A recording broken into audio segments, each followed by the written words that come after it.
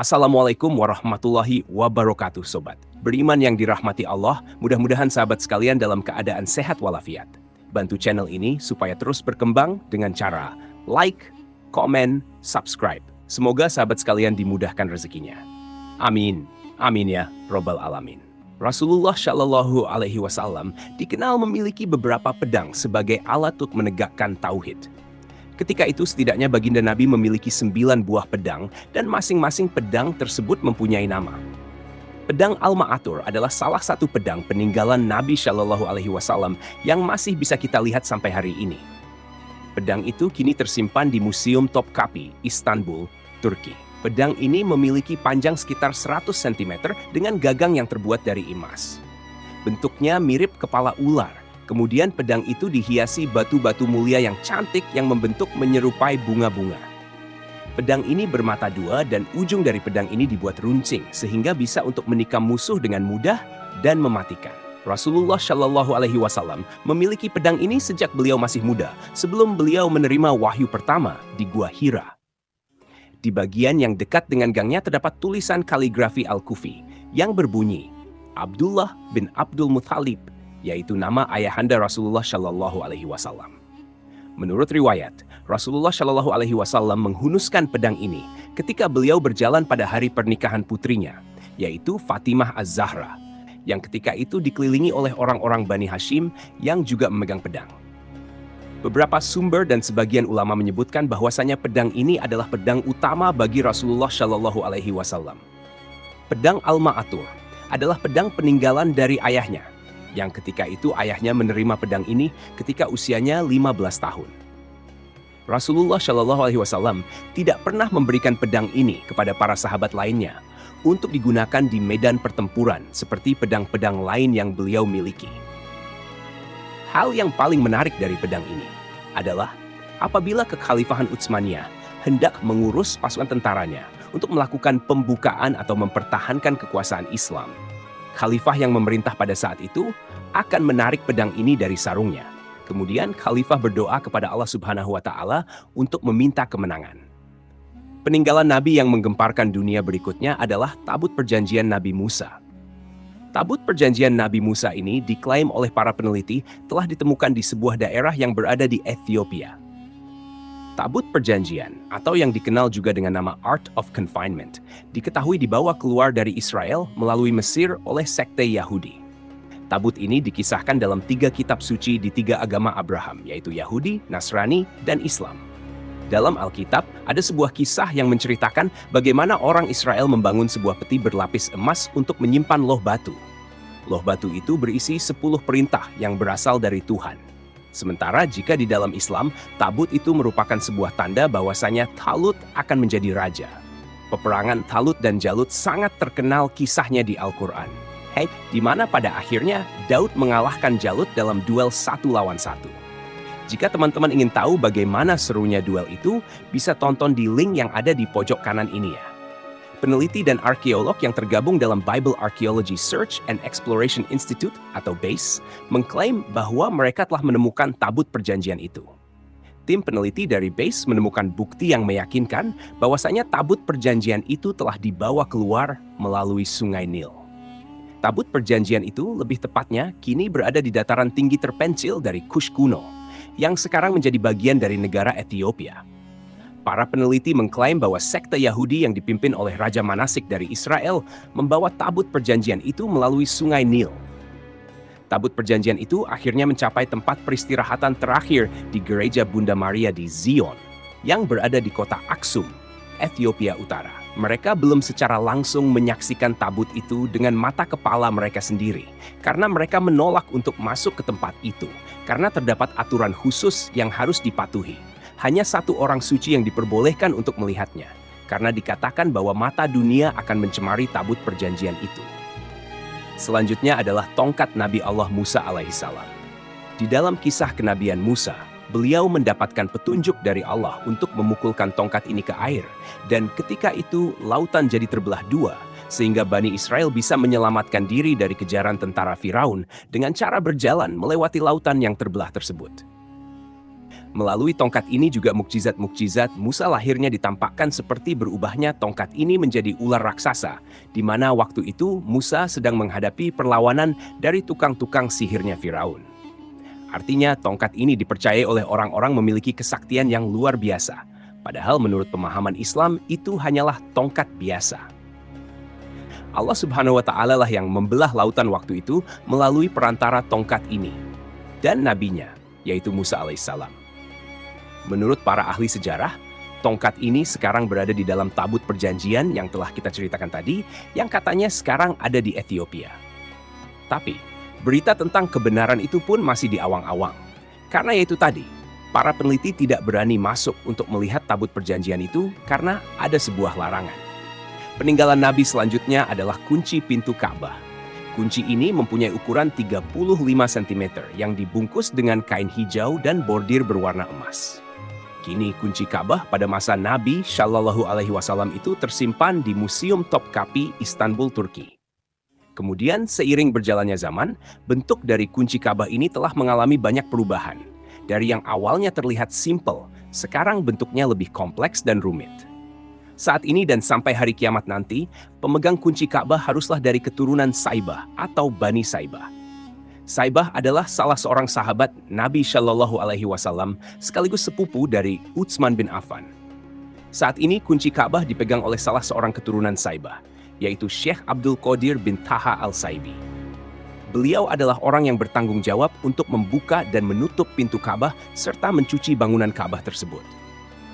Beliau mengatakan Ka'bah dicuci atau dimandikan 2 kali dalam setahun, yaitu pada 15 Muharram dan permulaan bulan Sya'ban. Acara ini biasanya dihadiri oleh Raja Arab atau Emir Mekkah. Peninggalan kelima yaitu penemuan Istana Nabi Daud alaihi salam. Ada 2 bangunan yang ditemukan dalam penggalian oleh arkeolog Yerusalem. Mereka menduga bangunan itu merupakan reruntuhan istana seorang raja yang terkenal, yang bernama Raja David, atau bila di Islam, dia dikenal sebagai Raja Daud atau Nabiullah Daud alaihissalam. Kesimpulan itu muncul setelah para arkeolog melakukan penggalian di situs yang mereka yakini sebagai benteng kota Yudea. Disiarkan pada 2013, Kiava adalah lokasi yang dipercaya menjadi tempat Nabi Daud duel 1 lawan 1 dengan raksasa Jalut, yang dari hasil itu dimenangkan oleh Daud. Kiava adalah situs kota benteng kuno yang menghadap lembah Elah, dan itu diperkirakan dari abad ke-10 sebelum Masehi. Reruntuhan benteng itu ditemukan pertama kali pada tahun 2007 di dekat kota Bet Shemesh, Israel, yang berjarak 30 km dari kota Yerusalem. Hingga saat ini, reruntuhan itu menjadi bukti terbaik untuk membongkar benteng kota Raja Daud. Penemuan ini menjadi bukti yang tak terbantahkan atas keberadaan pusat kekuasaan di Yehuda selama masa kepemimpinan Raja Daud alaihissalam. Nabi Muhammad Shallallahu Alaihi Wasallam pernah melakukan sebuah peristiwa yang kita kenal sebagai Isra Miraj, sebuah perjalanan luar biasa dari Mekkah ke Masjidil Aqsa di Baitul Maqdis, kemudian ke Sidratul Muntaha di langit lapis ke-7. Nah, pada perjalanan tersebut diceritakan bahwasanya telapak kaki beliau meninggalkan bekas di sebuah batu. Cetakan kaki di batu tersebut lalu dipisahkan dan kemudian disimpan di tempat yang berbeda. Kedua cetakan kaki tersebut, yang pertama disimpan di museum atau Istana Topkapi, Turki, dan satunya lagi di kompleks Masjidil Aqsa. Ramzan Kadyrov, seorang pemimpin Chechnya, mengklaim dia telah memiliki sebuah mangkuk yang pernah digunakan oleh Nabi Muhammad SAW. Mangkuk itu dia dapat dari seorang yang mengaku keturunan langsung dari Nabi Muhammad SAW. Di London, Inggris mengatakan, mangkuk itu dibawa ke London 1400 tahun yang lalu. Mangkok itu kemudian disimpan oleh keturunan Ali di London. Dan Kadyrov pun mengatakan kami berusaha keras untuk mendapatkan mangkuk Nabi besar itu untuk negara kami. Kadyrov pun menyimpan mangkuk itu di sebuah masjid di Chasnya dan dibawa keluar setiap tahun. Tepatnya pada hari ulang tahun Nabi Muhammad SAW. Dan pada saat mangkok tersebut dikeluarkan, Kadyrov mempersilahkan siapa saja yang ingin melihat bagaimana bentuk mangkuk Nabi besar Muhammad Shallallahu Alaihi Wasallam itu. Salah satu peninggalan Nabi Muhammad Shallallahu Alaihi Wasallam yang masih bisa dilihat sampai hari ini adalah baju gamis beliau.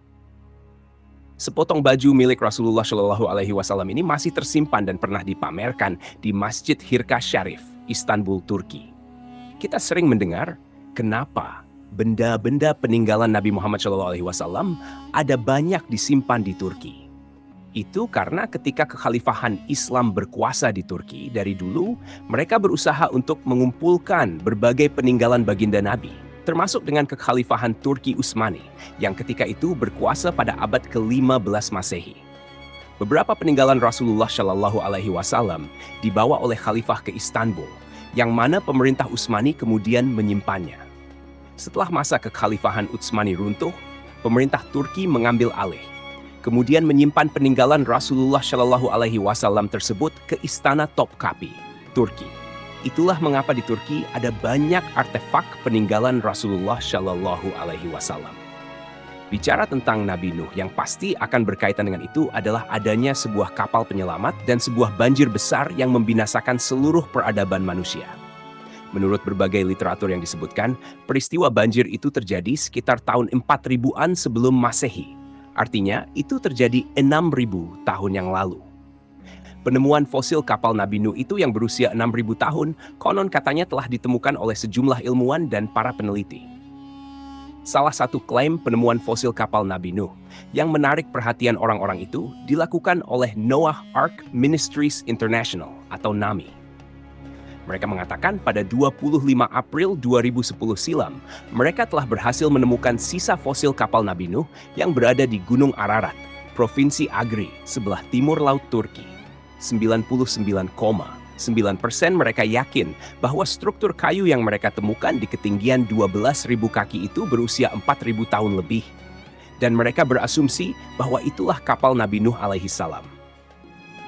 Nama Gunung Ararat sendiri sebenarnya ada di dalam Taurat dan Alkitab sebagai tempat terakhir bahtera Nabi Nuh berhenti setelah mengarungi banjir dahsyat selama 40 hari, 40 malam. Jadi dari yang tertulis di Taurat dan Alkitab, itu banyak peneliti yang tertarik untuk mencari artefak kapal Nabi Nuh di gunung tersebut. Ilmuwan dari NAMI ini sebenarnya bukanlah orang yang pertama mengklaim menemukan fosil kapal Nabi Nuh di Gunung Ararat. Sebelumnya sudah ada lusinan ilmuwan dan orang-orang yang mengklaim telah menemukan fosil kapal Nabi Nuh di berbagai tempat. Pada tahun 1988, seorang arkeolog bernama Ron Wyatt mengklaim telah menemukan bangkai roda kereta tempur kuno yang berada di dasar Laut Merah. Ron mengatakan bahwa bangkai kereta itu adalah milik Firaun yang hidup sezaman dengan Nabi Musa alaihissalam. Pendapat ini diperkuat karena di sekitaran penemuan bangkai roda tersebut ditemukan pula sejumlah tulang belulang manusia dan beberapa tulang belulang kuda. Pendapat dari Ron Wyatt ini ternyata didukung juga oleh Stockholm University yang melakukan penelitian mendalam kepada sisa tulang belulang yang ditemukan di dasar Laut Merah itu. Para peneliti menyebutkan bahwa struktur dan kandungan tulang yang ditemukan itu telah berusia 3.500 tahun. Sementara kisah pengejaran Nabi Musa juga diperkirakan terjadi dalam kurun waktu yang sama, yaitu sekitar 3.500 tahun yang lalu. Wallahu alam bisawab. Jadi itulah 10 peninggalan Nabi yang menggemparkan dunia. Semoga kisah ini bermanfaat, lebih dan kurangnya mohon dimaafkan. Yang benar datangnya dari Allah Subhanahu wa Ta'ala. Khilaf atau keliru itu datangnya dari saya pribadi sebagai manusia biasa. Sampai ketemu di kisah-kisah seru yang penuh makna selanjutnya. Saya akhiri. Wassalamualaikum warahmatullahi wabarakatuh.